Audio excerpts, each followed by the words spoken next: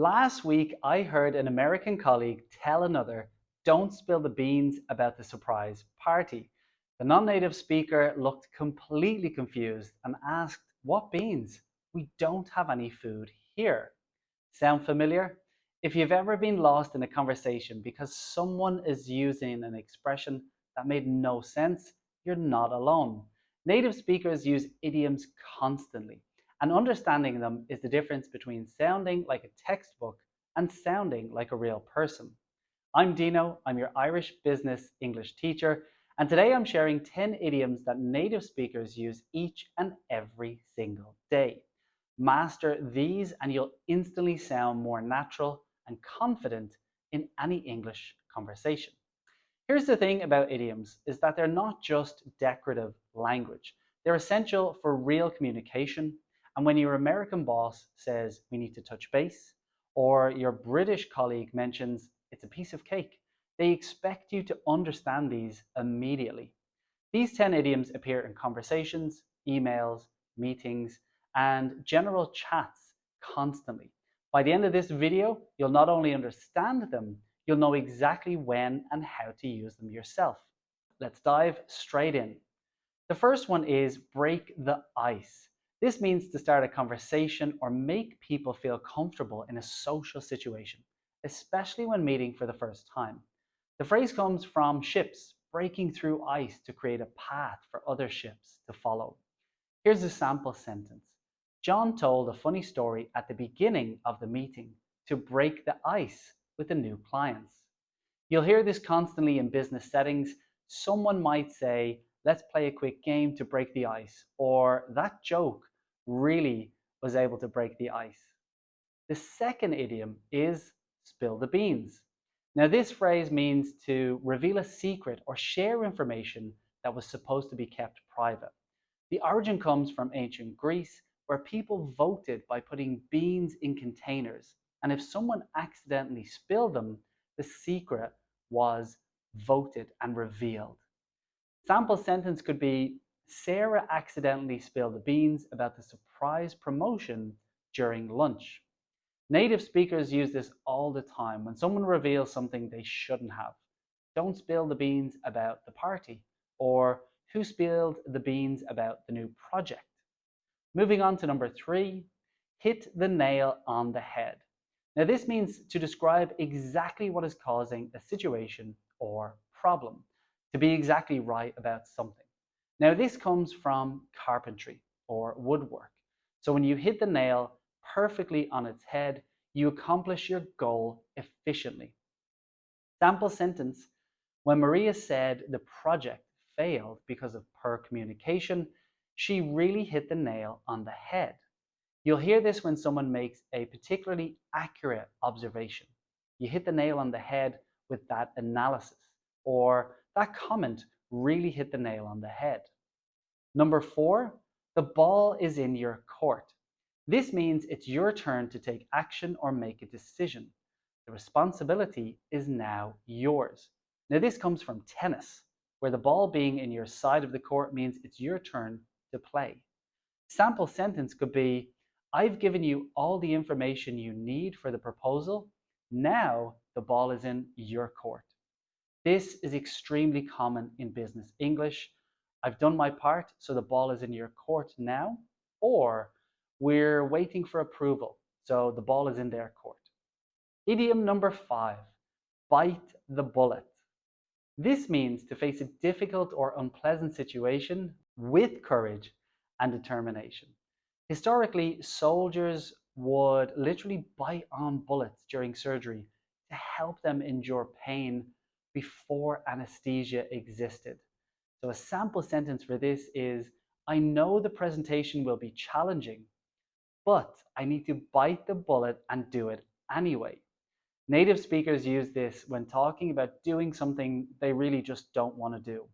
I have to bite the bullet and tell my boss about this mistake, or she decided to bite the bullet and quit her job. Idiom number 6, cut to the chase. This means to get to the point quickly, avoiding unnecessary details or conversation. It comes from early Hollywood films where directors would cut to the chase, scene. to get to the exciting part. Sample sentence is, let me cut to the chase. We need to reduce costs by 20% this quarter. And you'll hear this constantly in meetings and conversations. I'll cut to the chase often signals that someone is about to share important information directly. And so, depending on where people are from, in relation to cross cultural communication, certain nationalities will want to cut to the chase during a meeting. Idiom number 7, don't judge a book by its cover. Now, this means don't form an opinion about someone or something based only on their appearance, how they look.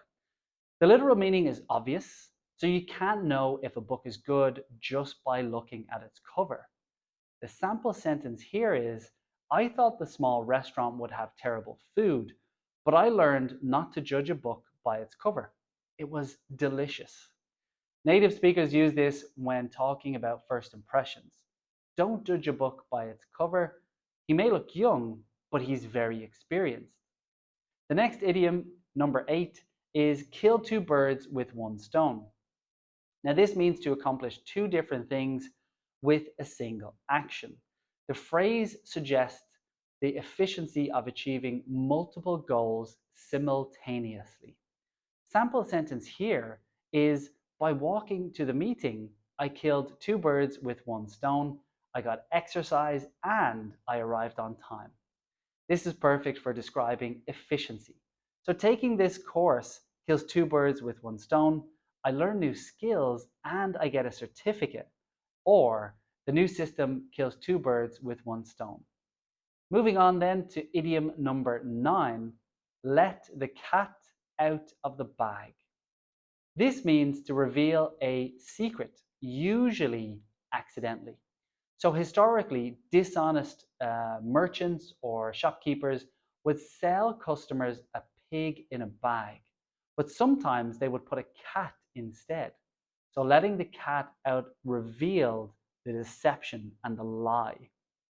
A great sample sentence here is, Tom let the cat out of the bag about the company merger before the official announcement. This happens all the time in business. And it's very similar to spill the beans, but often implies the revelation was accidental. It was a mistake. So don't let the cat out of the bag about the surprise, or she let the cat out of the bag during the interview. And finally, idiom number 10, when pigs fly. Sounds confusing, right? This means never or that will never happen. It's used to express something is almost impossible, or pretty much is impossible. Since pigs cannot fly, this idiom emphasizes complete impossibility.